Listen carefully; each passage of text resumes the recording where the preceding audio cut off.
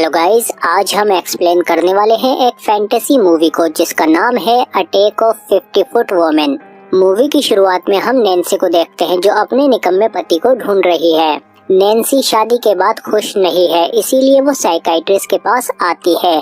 यहाँ वो बताती है कि उसकी शादी हैरी से हो चुकी है जो उसके पिता की कंपनी में काम करता था और उसे सिर्फ नैन्सी के पैसों से मतलब है। वो उसके घर पर आकर आवाज लगाती है पर वो बाहर नहीं आता। नैन्सी वहाँ से चली जाती है। हैरी का अफेयर हनी पार्कर से चल रहा है। इधर नैन्सी गुस्से में ड्राइविंग कर रही होती है पर तभी उसे कुछ दिखाई देता है और वो एक यूएफओ होती है। नैन्सी गाड़ी स्टार्ट करने की कोशिश करती है पर गाड़ी स्टार्ट नहीं होती। तभी यूएफओ से एक लेजर निकलकर नैन्सी पर पड़ती है। इसके बाद गाड़ी स्टार्ट हो जाती है और नैन्सी वहाँ से भाग जाती है और वापस हैरी के पास आती है और हैरी को बुलाने लगती है। तभी वहाँ पुलिस भी आ जाती है। नैन्सी बताती है कि मैंने एक एलियन यूएफओ देखी है और उसने मुझ पर लेजर डाली, पर कोई उसकी बात पर यकीन नहीं करता। शेरिफ उस जगह को देखने के लिए नैन्सी को अपने साथ ले जाते हैं और एक पुलिस ऑफिसर हैरी को बताती है कि आपकी वाइफ ने यूएफओ देखी है। हैरी को इसमें अपना फायदा दिखता है और वो कहता है कि इससे मुझे पैसे मिल सकते हैं।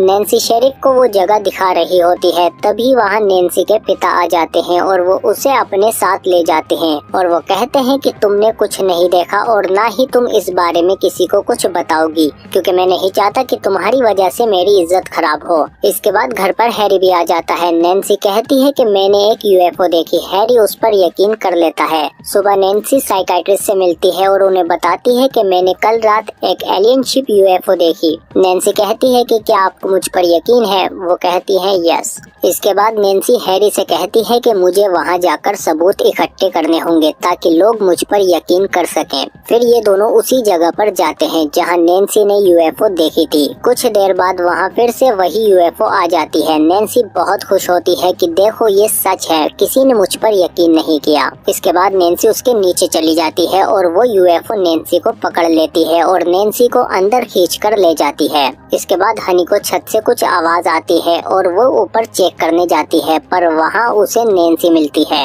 वो कहती है कि तुम यहाँ कैसे आई? नैन्सी आसमान की तरफ इशारा करती है और नीचे गिर जाती है। साइकाइट्रिस्ट कहती है कि वो ठीक है, बस उसे आराम की जरूरत है। नैन्सी के पिता नहीं चाहते कि ये बात बाहर आए। इस पर हैरी उनसे लड़ने लगता है। तभी वहाँ नैन्सी आ जाती है। हैरी उसकी माँ के बारे में कमेंट करता है और ये दोनों लड़ने लगते हैं।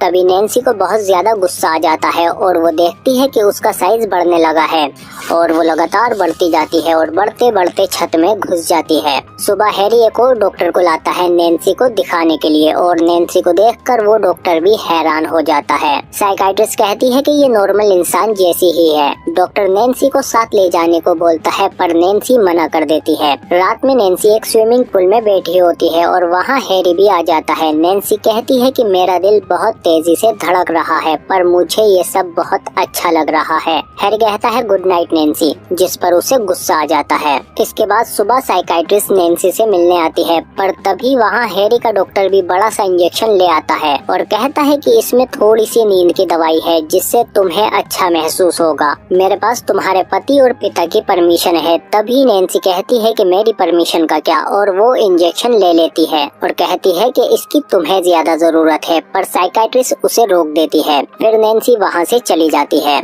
इसके बाद रात में हैरी डिनर के लिए आता है और वो दोनों डिनर करने लगते हैं। नैन्सी कहती है कि ये बहुत रोमांटिक है। तुम्हें याद है हमने लास्ट डिनर कब किया था? नैन्सी कहती है कि जब से मेरे साथ ये सब हुआ है हम काफी करीब आ गए हैं, हमें बात करनी चाहिए। तुमने कभी गलीवर्स ट्रेवल के बारे में सुना है? मुझे इस वक्त वैसा ही महसूस हो रहा है और मेरे चारों तरफ सब खिलौने लग रहे हैं। अब हम साथ रहेंगे, बहुत मजा आएगा। गलीवर के लेवल का प्यार इमेजिन करो। हैरी कहता है कि तुम पागल हो क्या? तुम बीमार हो, अननेचुरल हो। इस पर नैन्सी को गुस्सा आ जाता है और वो ट्रक को उठाकर फेंक देती है।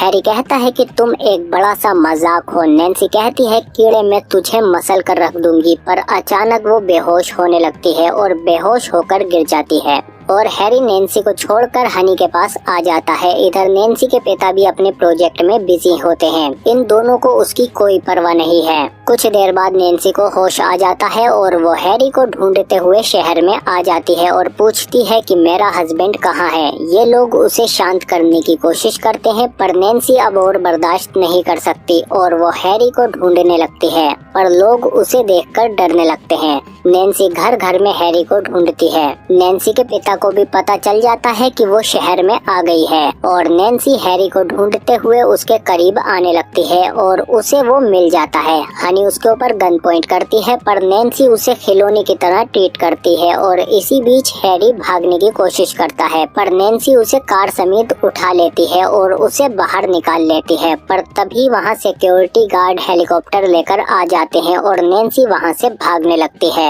ये लोग भी उसे देखकर हैरान थे। नैन्सी हैरी को लेकर शहर से बाहर आ जाती है, फिर उसके सामने बिजली के तार आ जाते हैं और वो रुक जाती है। तभी वहाँ पुलिस और उसके पिता भी आ जाते हैं पर नैन्सी के पिता उसे संभालने के बजाय कहते हैं कि इन लोगों के सामने मेरी बेइज्जती करना बंद करो। नैन्सी कहती है कि तुम्हारी हिम्मत कैसे हुई मुझसे ऐसे बात करने की, तुम्हें मेरी कभी फिक्र नहीं थी, सिर्फ पैसे की परवाह है। नैन्सी का बाप पुलिस वालों से कहता है कि तुम्हारे पास गन है, कुछ करो। शेरिफ कहता है कि कोई फायर नहीं करेगा जब तक मैं न कहूँ फायर। इन लोगों को लगता है कि शेरिफ ने फायर कह दिया है और ये नैन्सी पर फायर करने लगते हैं, जिससे नैन्सी बिजली के तारों पर गिर जाती है और उसे करंट लग जाता है। शॉक की वजह से नैन्सी बेहोश हो जाती है और तभी वहाँ यूएफओ आ जाती है और वो नैन्सी को अपने साथ ले जाती है। और फिर हम देखते हैं कि नैन्सी के साथ साथ हैरी भी यूएफओ में आ चुका है, जिसे बंदी बनाकर रखा हुआ है। और बाकी दो बातें करते हैं कि आदमियों का दौर गया, अब औरतें डोमिनेट करेंगी। तभी हम नैन्सी को देखते हैं, वो कहती है कि अब इसकी आदत डाल लो।